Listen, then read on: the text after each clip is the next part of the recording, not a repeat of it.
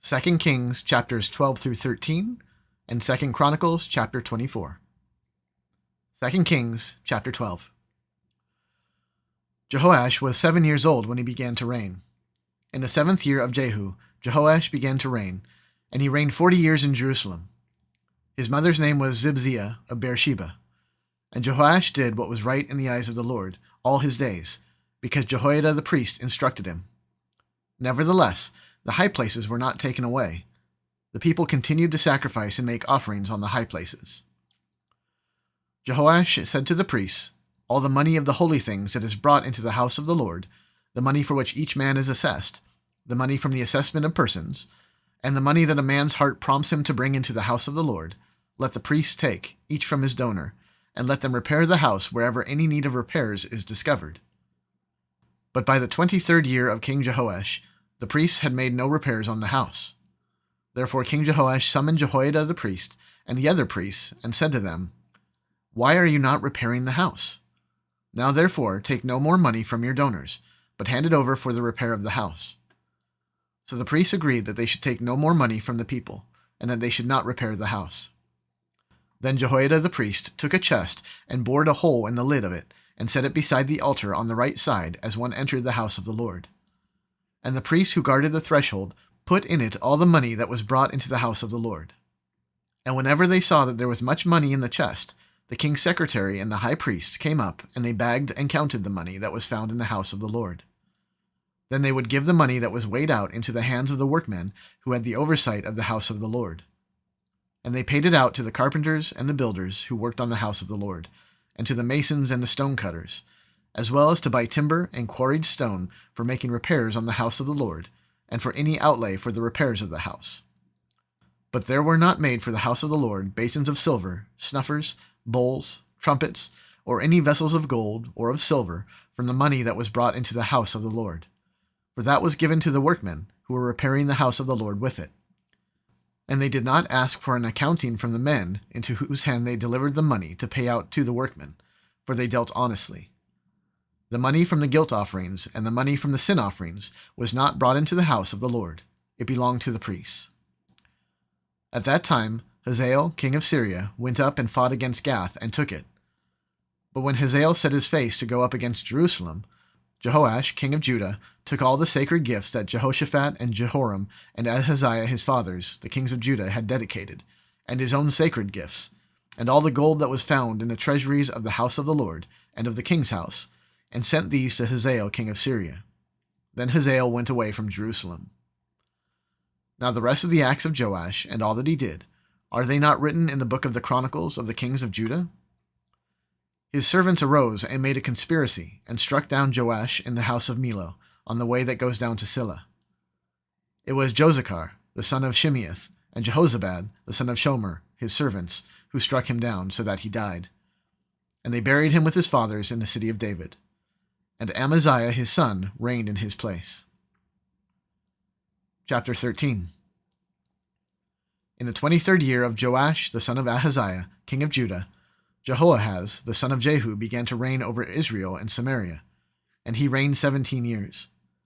He did what was evil in the sight of the Lord, and followed the sins of Jeroboam the son of Nebat, which he had made Israel to sin. He did not depart from them. And the anger of the Lord was kindled against Israel, and he gave them continually into the hand of Hazael king of Syria, and into the hand of Ben-Hadad the son of Hazael. Then Jehoahaz sought the favor of the Lord, and the Lord listened to him. For he saw the oppression of Israel, how the king of Syria oppressed them. Therefore the Lord gave Israel a savior, so that they escaped from the hand of the Syrians, and the people of Israel lived in their homes as formerly. Nevertheless, they did not depart from the sins of the house of Jeroboam, which he made Israel to sin, but walked in them, and the Asherah also remained in Samaria. For there was not left to Jehoahaz an army of more than 50 horsemen and 10 chariots and 10,000 footmen, for the king of Syria had destroyed them, and made them like the dust at threshing. Now the rest of the acts of Jehoahaz, and all that he did, and his might, are they not written in the book of the Chronicles of the kings of Israel? So Jehoahaz slept with his fathers, and they buried him in Samaria. And Joash his son reigned in his place. In the 37th year of Joash king of Judah, Jehoash the son of Jehoahaz began to reign over Israel and Samaria. and he reigned 16 years. He also did what was evil in the sight of the Lord. He did not depart from all the sins of Jeroboam the son of Nebat, which he made Israel to sin, but he walked in them. Now the rest of the acts of Joash, and all that he did, and the might with which he fought against Amaziah king of Judah, are they not written in the book of the Chronicles of the kings of Israel? So Joash slept with his fathers, and Jeroboam sat on his throne. And Joash was buried in Samaria with the kings of Israel. Now when Elisha had fallen sick with the illness of which he was to die, Joash king of Israel went down to him and wept before him, crying, my father, the chariots of Israel and its horsemen. And Elisha said to him, take a bow and arrows. So he took a bow and arrows. Then he said to the king of Israel, draw the bow. And he drew it. And Elisha laid his hands on the king's hands, and he said, open the window eastward. And he opened it. Then Elisha said, shoot. And he shot. And he said, the Lord's arrow of victory, the arrow of victory over Syria. For you shall fight the Syrians in Aphek until you have made an end of them. And he said, take the arrows. And he took them. And he said to the king of Israel, strike the ground with them. And he struck 3 times and stopped. Then the man of God was angry with him and said, you should have struck 5 or 6 times. Then you would have struck down Syria until you have made an end of it. But now you will strike down Syria only 3 times. So Elisha died, and they buried him. Now bands of Moabites used to invade the land in the spring of the year. And as a man was being buried, behold, a marauding band was seen, and the man was thrown into the grave of Elisha. And as soon as the man touched the bones of Elisha, he revived and stood on his feet. Now Hazael, king of Syria, oppressed Israel all the days of Jehoahaz. But the Lord was gracious to them, and had compassion on them, and he turned toward them, because of his covenant with Abraham, Isaac, and Jacob, and would not destroy them, nor has he cast them from his presence until now. When Hazael, king of Syria, died, Ben-Hadad his son became king in his place. Then Jehoash, the son of Jehoahaz, took again from Ben-Hadad, the son of Hazael, the cities that he had taken from Jehoahaz his father in war. 3 times Joash defeated him and recovered the cities of Israel.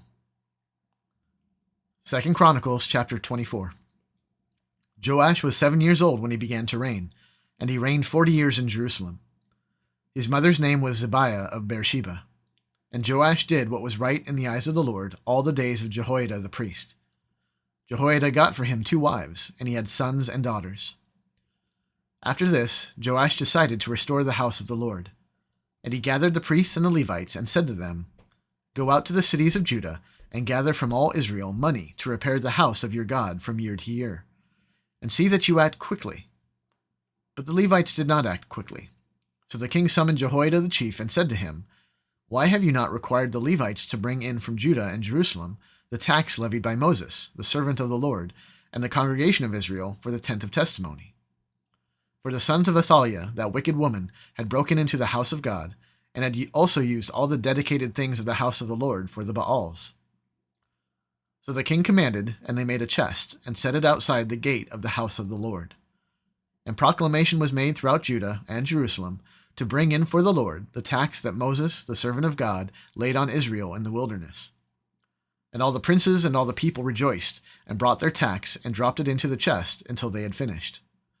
And whenever the chest was brought to the king's officers by the Levites, when they saw that there was much money in it, the king's secretary and the officer of the chief priest would come and empty the chest, and take it and return it to its place. Thus they did day after day, and collected money in abundance. And the king and Jehoiada gave it to those who had charge of the work of the house of the Lord. And they hired masons and carpenters to restore the house of the Lord, and also workers in iron and bronze to repair the house of the Lord. So those who were engaged in the work labored, and the repairing went forward in their hands, and they restored the house of God to its proper condition and strengthened it. And when they had finished, they brought the rest of the money before the king and Jehoiada, and with it were made utensils for the house of the Lord, both for the service and for the burnt offerings, and dishes for incense, and vessels of gold and silver. And they offered burnt offerings in the house of the Lord regularly all the days of Jehoiada. But Jehoiada grew old and full of days, and died. He was 130 years old at his death, and they buried him in the city of David among the kings, because he had done good in Israel, and toward God and his house. Now after the death of Jehoiada, the princes of Judah came and paid homage to the king. Then the king listened to them, and they abandoned the house of the Lord, the God of their fathers, and served the Asherim and the idols. And wrath came upon Judah and Jerusalem for this guilt of theirs. Yet he sent prophets among them to bring them back to the Lord. These testified against them, but they would not pay attention. Then the Spirit of God clothed Zechariah, the son of Jehoiada the priest, and he stood above the people and said to them, Thus says God, Why do you break the commandments of the Lord, so that you cannot prosper? Because you have forsaken the Lord, he has forsaken you.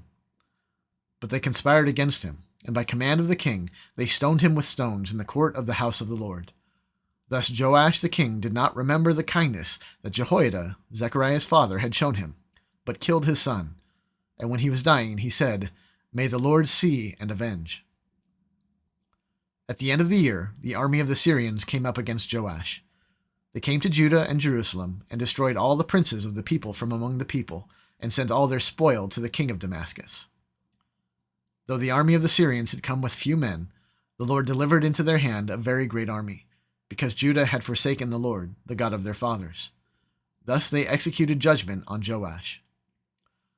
When they had departed from him, leaving him severely wounded, his servants conspired against him because of the blood of the son of Jehoiada the priest, and killed him on his bed.